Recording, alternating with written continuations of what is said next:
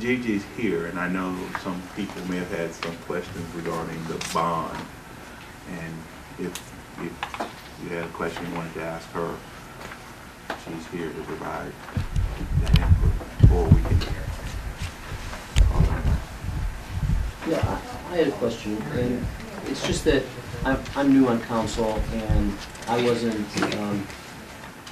expecting this right here and there. I mean, it's just I knew that something was coming, but I didn't know when. I just learned of it within the last weeks, and I know we're getting, we're making, we've got 3 of the 5 lots, filled up. I mean, most of it's all filled up. We have a couple lots that are still for sale, and so therefore not generating revenue at this date and time. And so my question is, why wouldn't we want to, instead of doing the bond now, do another rollover until we get everything filled up? Well, your entrance was perfect, Jeff. Okay, we've been joined by Ruth Gray and Jeff Rink. Because I will speak to this briefly, and then Jeff may want to elaborate.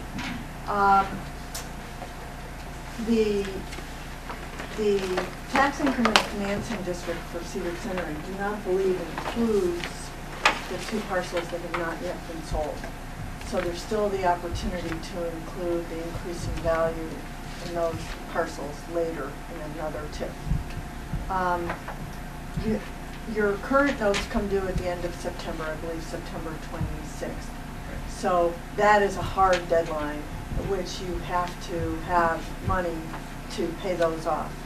As Jeff will tell you, interest rates at the moment are the lowest. I've been doing this for 32 years, 34 years, and interest rates are about the lowest that they've been in those 34 years of practicing public finance law. And I think that the city's thinking was, we know what we expect to get it from revenue here. Interest rates are low. Let's the portion of this that, and I think the city's made a reasonable estimate. Mike, you can chime in as well as to what it thinks it might receive on the sale of those 2 additional lots. And so we've left that in notes. And then the balance of it, there's going to be no better time, I think Jeff will tell you. He's a financial advisor, or financial person, I'm not, that this is probably the best time in the lowest interest rate environment to just get that bonded out long term so you know what your debt service requirements are. And I would just add, it's a great question, and it's a great point. And actually, I don't want to say argue. I would actually agree and say that the city, on the administrative side, is thinking the same thing. That's why there's a couple pieces of legislation before you. And as Gigi and Mike just said, we're keeping a piece of this short term for the exact reason you said. So if we were here and we said, you know what, you should do a bond issue, it should be $16 million, and that should be it, then I wouldn't have an answer to your question. I would say, oh, that's a good point. But your question is absolutely correct, and that's why we're keeping about 2.1, and the 100,000 is actually for a little bit of a refinancing of a prior bond. That's why we're keeping about $2 million separate, so that as those final parcels sell, the city can pay that down right away. So then that leaves the remaining piece that's outstanding, and as Gigi said, interest rates are at historic lows, absolute historic lows. And frankly, it's about time that the city got some good fortune related to this project from an interest rate standpoint. So it really does make sense at that point, knowing that we sort of have this other piece here that we'll be able to pay down as the other properties sell. So we are doing that. But the longer piece that the city really from day one always intended to have some amount that it would have to bond out, there really would be no better time. Now our interest rate's going to rise between now and next September. No one can really tell, but the problem is no one can really tell, and you're not going to be in really a different position between now and next September. So it really does make some sense to try and lock in your rates now. Okay. We've been joined by Councilwoman from Ward 4, Jane Goodman, Ed, then Dennis. Yeah, I just wanted to make a point on how low the interest rates are now. I looked at when we went out and did the improvements to the parks, which is appropriate because Joe Carino was the person that spearheaded that particular drive. In 1991, our initial interest rate was 4.85, and then it increased from then to 7%, and it was 7% for about 10 years. So these interest rates, Jeff can give you a ballpark. I mean, Yes. we're saving a lot of money by being able to do it now. Timing is really on our side. And these are fixed rates. These would be fixed rates, so you wouldn't have any interest rate risk going forward. And you'd lock in long-term rates. We say long-term, we're talking about 30 years. So you could lock in interest rates over a 30-year period, somewhere between the 3.5% to 4% range. I'd like to think that we're going to push it very close to getting towards that 3.5. And is this a fixed rate? And this is a fixed rate, yeah. So you're locked in, you now know what you can budget, and you don't have to worry about, again, the rate changing on you from year to year or spiking if there's a problem in the market.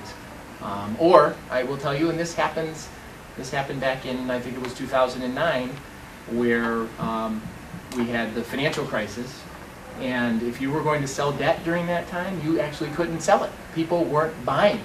So, do we think rates might rise between, somebody that says, well, I don't think rates will rise between now and then? Perhaps that's true. Perhaps that's true. But there's nothing to say that something can't happen in this economy, something can't happen in Europe, that all of a sudden freezes the markets, and then we want to bond this next year, and there's nobody to buy it. And so I kept trying to reconcile, should the city wait? I don't see the city being in any different position next year than they are right now. So that's why we're suggesting, lock in now. And still address your comment, which is a good one, of keeping a little bit separate so we can pay that down with the other sale. Yes. Thank you, Mr. Chairman. There's 3 different ordinances with 3 different debt strategies, and I recall from meeting with Jeff last week that the $2 million one with short-term notes, with short-term interest rates or a rate commensurate with short-term. But I'm looking at this ordinance and it references bonds, it references 6.5%. I'll explain that. The Ohio Revised Code requires that that these are notes issued in the anticipation of the issuance of bonds. That's the sort of category that they fall into. And when you issue those securities, the Ohio Revised Code requires that the ordinance state that you intend to issue bonds and what the proposed terms of those bonds are, and then go on to state, and if you look, for example, at paragraph, section 3, rather, it says, it's hereby determined that notes in a principal amount not to exceed $2 million shall be issued in the anticipation of the issuance of the You talking about bonds. 2512 or 2312 or 2312 is what I'm looking at. I'm at 2312. Right. 2312, which paragraph? Section 3. Section 1 says, look, and again, this is required by the revised code. It's necessary to issue bonds in the amount of $2 million, and we anticipate that the bonds would be issued on September 1, 2013, and that the interest rate would be, and we just pick a number. It is literally an estimate of what things might be in the future, payable semi-annually, maturing in 30 installments. And then we say it's necessary to issue notes in anticipation of the issuance of bonds. And every note ordinance that you've done has included this language. It was there last year and the year before that. So it's really and if you look at section 3, it says it'll bear interest at an interest rate in the certificate of award, but it won't exceed 7% per annum. We know it's not going to be 7%, but just like the principal amount is higher than we anticipate issuing, given the timing, we don't want to have to come back to you and say, well, we didn't authorize enough bonds, or we didn't, the interest rate, something weird happens that day, and you still have to pay off $16 million worth of notes on September 26th. So you want to be able to sell these. So we have high limits, we have not to exceed numbers in here, but that's why it's there. It just seems really high. I mean, 10%. It is. It is. And to Gigi's comment, if something happens in the market where all of a sudden, I mean, we wake up and the Dow has dropped, 1,000 or whatever, 1,000 points and all of a sudden the interest rates are now 7% or something like that, they're at that max, and I can assure you, we will not be locking in for a whole year on that. We'll do something directly with KeyBank, okay, with my bank, where we would do something on a very short-term basis. Right. Maybe it's 30 days, maybe it's 60 Well, days. 3 months and 12 months is Okay, what the thank ordinance you. says. So it'd be 3 months. Says that the maturity will be between 3 months and 12 months. So if interest rates are horrible on the day that they're priced, not going to be more than 3 months. And it's the Director of Finance and the Mayor are authorized to sign a certificate of award that they awarding the notes as they determine to be in the best interest of the city. I can tell you, as we're sitting here today, and as many of you know, we've done this in previous years, your note pricing typically has been, and this is on the taxable piece, so this is for the taxable portion of the notes, is typically going to be between 125 and 175 in that range. So, and there's no reason to believe at all that it should be any different than that. So you are absolutely right. It should stay low. The numbers in there are high. That is relatively standard language for all the reasons Gigi just said. But rest assured, if for some reason something caused that to occur, we wouldn't be, and it would be the city's decision, you wouldn't necessarily be locking into something for 12 months at that point. We would do something much shorter. And again, nobody anticipates that at all. But we want to just make sure there's always the flexibility, because these notes come due on September 26th, regardless of what happens in the market, regardless of what's happening in our country or in Europe, these come due. And so we've got to make sure that there isn't some procedural step that we have to do because the market changed. We've got to make sure there's money for the good of the city to be able to pay these off on the 26th. But again, that's extremely unlikely. Thank you for the clarification. You should thank us for the blank check, too. Thank you. Just a point of clarification, I'm seeing, in the note ordinances, 6.5%, in the bond ordinance, 7%. Yes.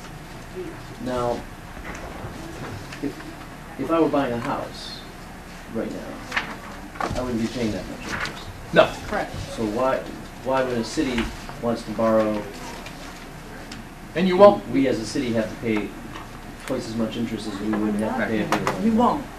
But again, this is just to make sure that we have legislative authorization for an interest rate that no one expects to happen, but if on the date that the notes are sold, there's a disruption in the market and there's... Say the Eurozone just collapsed Right. between Right. now and the end. We know that our interest rates would go to hell, or China just says, we don't call in the money. And we wouldn't sell the bonds on that day. But But what is the actual rate? so we It's not expect set yet. it's not set yet, but we. Don't know that until you That's issue the absolute maximum. But if we were to set the rate today, which we can't because we're not even authorized yet, but if we were to set the rate today, the rate on the bonds would be somewhere between 3.5 and probably 3.75 in that range, okay, for the 30-year debt, and it would be about 1.5 at the most for that $2 million note piece.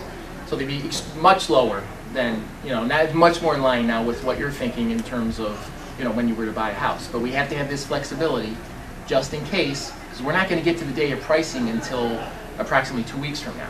So when we get to that day, if something has happened, as Council President Miller indicated, and interest rates have skyrocketed, We're still we're covered. But I can tell you, we're not going to be issuing bonds at a 7% level for 30 years. We won't do the bonds. We'll do something, and we'll maybe call them bonds. I mean, I'm not the attorney, but we will do something where, like, KeyBank would step in and purchase it on a short-term basis so that we could refinance it all and do what we're talking about doing here today at a time when the interest rates have come back down. So we as council are saying, okay, go ahead, we'll do the bonds, but it's not going to exceed this rate, so if something weird happens, Correct. we're going to do something different, and we'll revisit the issue later. Absolutely. if you're really concerned about it, take a look tomorrow morning at the interest rates and bonds, okay? And realizing that, as we've said, they've been pretty steady. They have. But if something goes choo, Yeah. then we've got an escape code in here, in all of them. Or if it goes the other way. Well, Absolutely. Absolutely. Right, there's no, There's no bottom. there's no, There's no bottom. no Right. floor, yeah. Hmm. I mean, if interest rate ends up being 0.5%, you're all Wow. geniuses. Right. Maybe we got bigger problems. Yeah, that's right. That's Yeah, true. that's true. That's true. Okay. But that holds true, that verbiage holds through all of these. Right? Yes, Yeah. the notes have to state its proposed bond terms and then the proposed note terms. The bonds just go directly to the not to exceed number for them. I do want to point out, as Jeff mentioned, that there's 3 pieces of legislation. The first is the first is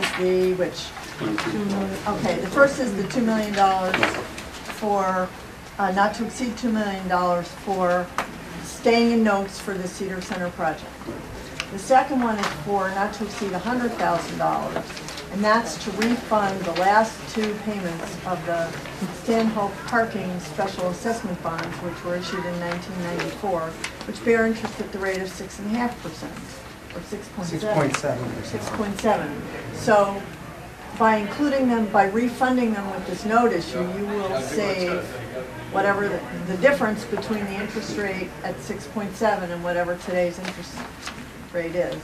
And again, if for some reason the interest rate were higher than 6.7, you don't have to do those standard Right, notes. that's a good point. Right. It's not going to be, but fine out to God's ear. And then the third is, it's a not to exceed number, 15,585. Now, I know you've seen the official statement, which uses a projected principal amount of $14,080,000. We've just made sure that we've covered everything, again, so that we're not back to you the day before we're pricing these saying, oops, we left something out, or something, that we thought we were going to pay off, we're not going to pay off, or whatever, and we need a little bit more than the 14.8. So that's where the 15.5, that's what the difference is. But that authorizes taking the outstanding notes to bonds. The other thing that you should know is,